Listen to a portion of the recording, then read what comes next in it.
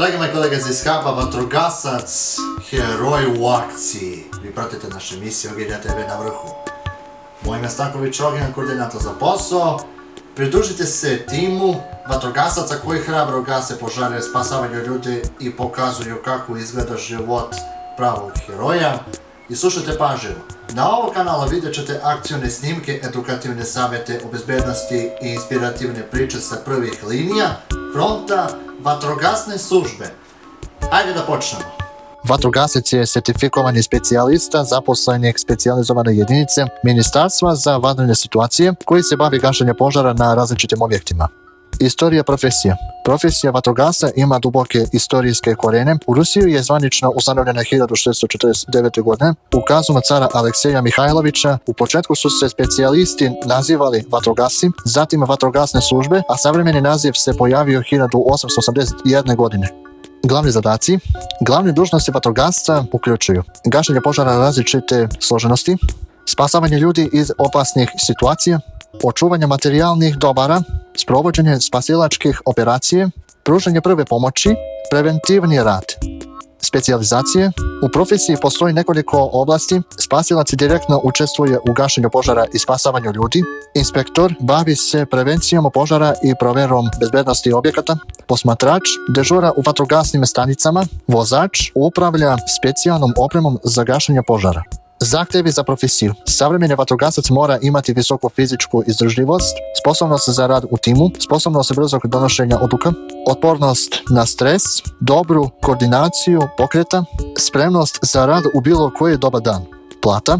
Prosječna primanja vatrogasca u Rusiji su oko 56.000 rubalja. Početnici mogu zaraditi od 17 do 35.000 rubalja, a nakon 5 godina rada plata se povećava na 40.000 rubalja i više u zavisnosti od regiona i kvalifikacije. Perspektive razvoja. Profesija vatrogasca ostaje tražena i perspektivna sa razvojem tehnologije. Pojavljuju se nove specijalizacije koje podrazumijevaju upotrebu savremene opreme i veštačke inteligencije, ali uloga čovjeka u gašenju požara i spasavanju ljudi ostaje ključna. U Ruskoj federaciji postoji 5 glavnih vrsta protivpožarne zaštite. Državna vatrogasna služba. Ovo je najbrojnija vrsta protivpožarne zaštite, obuhvata federalnu vatrogasnu službu i službe subjekata Ruske federacije. Glavni zadaci razvoj i sprovođenje mera za sprečavanje požara, sprovođenje državnog protivpožarnog nadzora, gašenje požara, obuka specijalista. Opštinska protivpožarna zaštita obuhvata jedinice za gašenje požara i gradskim i seoskim naseljima, jedinice objekata za sprečavanje i gašenje požara.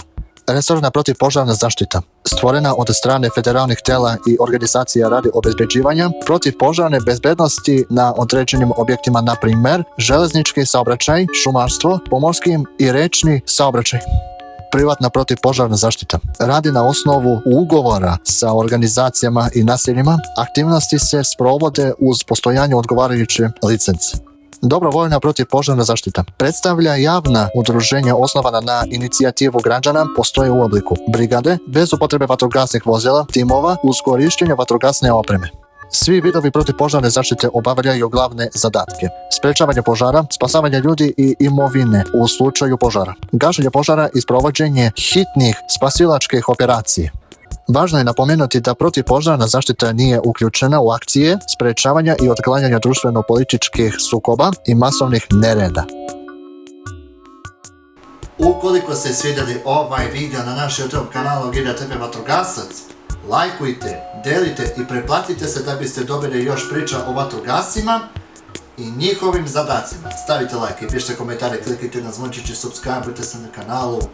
Zapratite naš Facebook, Instagram, YouTube, TikTok i Twitter, a na sajtu ogiljatv.com ukoliko želite to da prijavite na web sajt i link je u opisu profili. Vidimo se sljedećeg klipa. Ćao!